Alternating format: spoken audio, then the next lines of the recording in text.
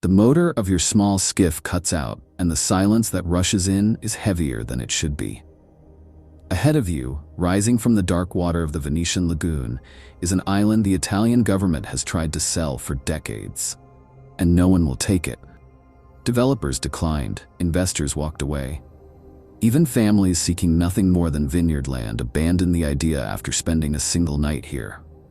This is not because the island is uninhabitable. It's because everyone who has tried to stay has left early, shaken and unwilling to explain why. As you drift closer, the smell reaches you before the boat touches the dock. It's not the clean salt of the Adriatic, but something earthier, sweeter, and stagnant, the scent of old stone soaked through with centuries of decay. When you step off onto the bank, your boot sinks slightly into the soil. It's not the wet pull of mud, but something drier, almost powdery. And in that moment, a legend you were warned about resurfaces with uncomfortable clarity. The claim that the ground beneath your feet is composed, in part, of human ash. You are standing on Poveglia Island, trespassing in a graveyard where the dead were never given a funeral. If you look past the crumbling asylum walls and dig into the history beneath the soil itself, you'll understand why this small sliver of land haunts the Italian imagination. This is not merely an abandoned building. It's a place built to separate, to hold, and to forget, with walls thick enough to keep the screams from traveling across the water. For 1,000 years, Venice has been a city of masks, of beauty hiding decay. But Poveglia is where the city sent the things it could not hide. The infected, the insane, and the inconvenient. Over the centuries, the island would serve different functions, but they all shared the same purpose: to remove people from sight and ensure they didn't return. The island didn't become cursed through superstition. It became cursed through administration. The kind of violence that doesn't look like violence until you realize it's permanent. In the late 14th century, during the War of Chioggia, Venice cleared Poveglia out to use it as a defensive position. And the people who left were not executed or dragged away. They were simply relocated, as if a community could be boxed up and stored elsewhere. They never returned, and what remained wasn't a ruin yet, but something worse. An island that had learned what it meant to be emptied on command. As the Black Death and later outbreaks tore through Europe, Venice found itself trapped between survival and commerce. Quarantine became policy, and isolation became law. The Republic established a network of lazarettos, holding stations for ships, goods, and people suspected of infection. Poveglia became one of the checkpoints, a place where crews were inspected and the sick were separated from the living. In theory, it was a medical safeguard. In practice, the line between quarantine and disposal grew increasingly thin. When outbreaks surged beyond control, burial gave way to expedients. Fires were lit when graves filled too quickly, and bodies were burned to halt the spread. According to contemporary records and later folklore, the flames were visible from Venice itself, rising night after night from the lagoon. Some accounts insist that the barely living were thrown onto those pyres alongside the dead, their suffering justified as necessity. Whether or not every detail holds under scrutiny, the scale of documented death is undeniable. Thousands passed through this island and never left, their names reduced to ledger entries or erased entirely.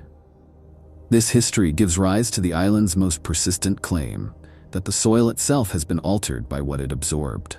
Walk through the overgrown gardens and collapsed vineyards, and the ground feels unnaturally soft, its texture unlike ordinary earth. Geologists may debate percentages, but folklore insists that nearly half of the island's soil is composed of human ash. Every step you take on the island is a step on the remains of thousands who died in agony. Far from home, their names recorded only in the dusty manifests of plague ships or lost entirely to the fire. The atmosphere reflects that inheritance. It feels like a place where history hasn't passed so much as accumulated. Nature has reclaimed the ruins with an aggression that feels almost purposeful. Vines strangle brickwork, roots burst through tiled floors, and trees grow where hospital beds once stood. The silence is rarely complete, broken instead by gulls fighting over rot, unstable structures shifting under their own weight, and wind threading its way through the hollow bell tower. Even without belief in the supernatural, the island feels unsettled. as though its past refuses to remain inert. By the time the 20th century arrived, Poveglia had already been used as a fortress, a quarantine zone, and a mass grave, and none of those roles had involved saving lives. In the 20th century, Poveglia's history took another turn that would deepen its reputation. For decades after the quarantine station was abandoned, the island sat empty, a pariah in the lagoon, until 1922 when the buildings were repurposed. Official records describe the new facility innocuously as a rest home for the elderly, a place of quiet retirement. But anyone who studies the architecture, and anyone who listens to what locals still say in passing, feels the story tug in a darker direction, toward containment, toward an asylum for the mentally ill. You can imagine walking through those corridors today. The peeling paint hangs in strips like dead skin, revealing the raw, red brick beneath. In the main ward, rusted bed frames still sit in rows, and the windows are barred with heavy iron that has fused with the stone over decades of salt air corrosion. During the facility's operation, the atmosphere was described as suffocating. Not only because of the isolation, but because the patients themselves claimed the place would not stay quiet. They spoke of shadows that moved independently of light, of voices that traveled through corridors after dark, of screams that seemed to rise from beneath the floors. When they begged the nurses and doctors for silence, their fear was waved away as a symptom, the perfect dismissal, in a building designed to make testimony worthless. It's a terrifying irony. To insist you are being haunted in a place built to house the delusional, where the truest thing you could say would be the easiest thing to discredit, until you begin to doubt your own senses, simply to survive the night. And this is where the story stops sounding like history and starts behaving like folklore, because the island offers up a single figure to carry the blame. A medical director with no name that survives on paper, but with a reputation that refuses to die. Whether he was one man or an amalgam stitched together from whispered accounts, the legend gives him the same shape. Ambitious, convinced that the lagoon's distance made him untouchable, and that the people under his care were not patients so much as material. The worst of it is always placed in the bell tower looming over the wards, where, in an era before ethical oversight meant anything at all, he tried to carve an answer out of human brains, performing crude lobotomies with drills, hammers, and chisels. While the thick walls swallowed the noise and the water around the island ensured there would be no witnesses who stayed long enough to insist on what they heard. He was a man of science in his own mind, and a butcher in everyone else's story, convinced he was saving souls by breaking skulls. In the legend, he does not escape the place he made. Eventually, he begins to hear what his patients claimed to hear, until the whispers of the plague dead and the cries of his own victims blur into a single, relentless presence. He flees up the spiral stairs of the tower, as if height could outrun what he was hearing, and the island could be left behind by climbing above it.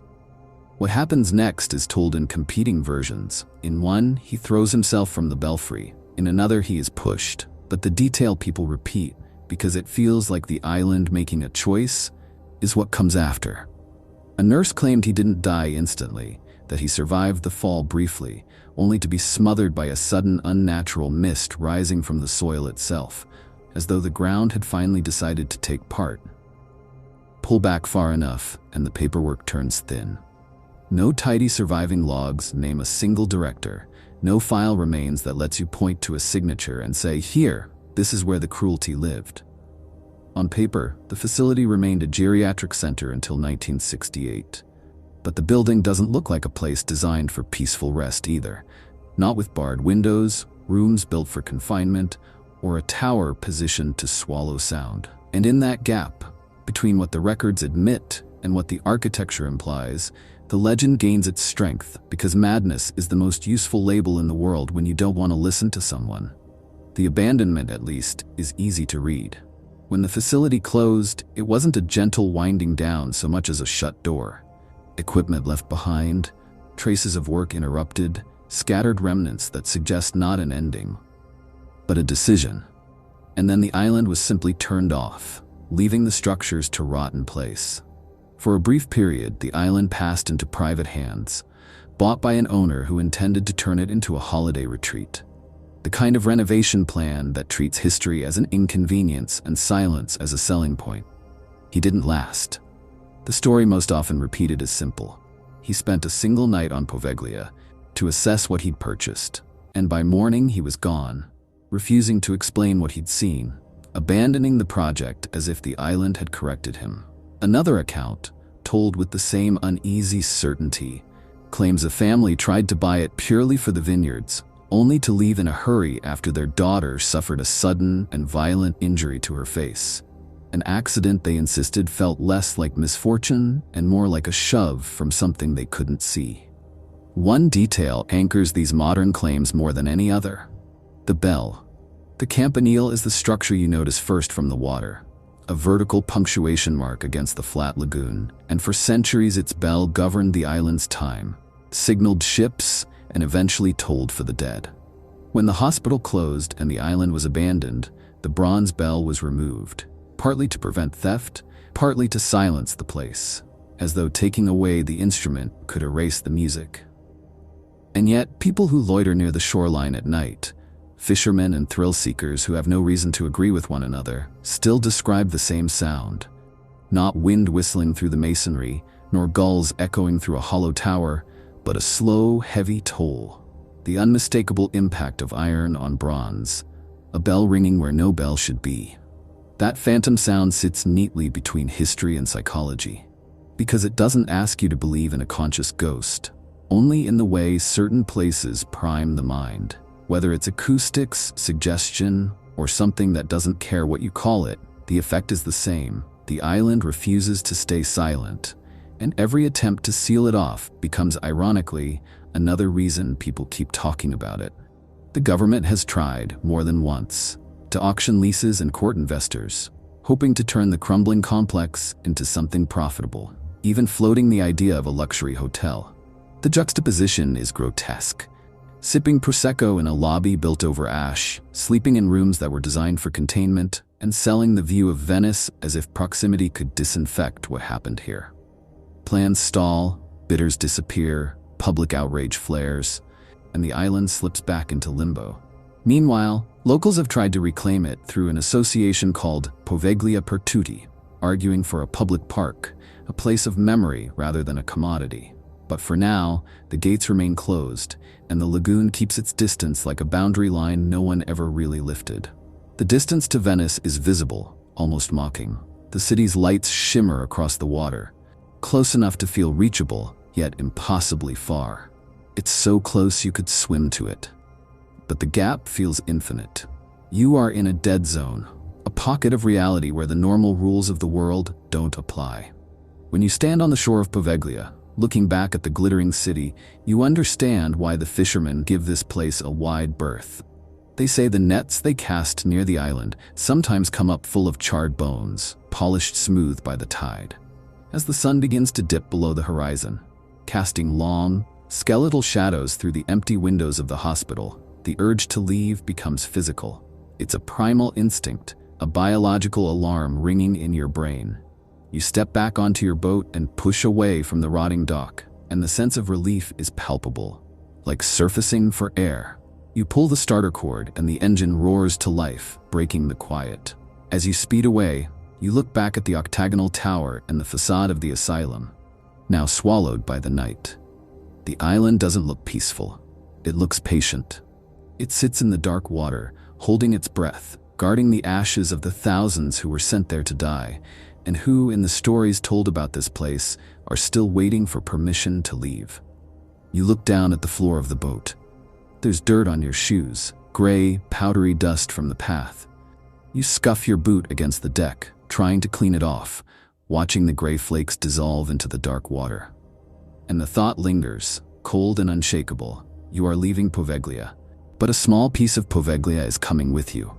And back on the island, in the gathering dark, the silence waits for the next visitor.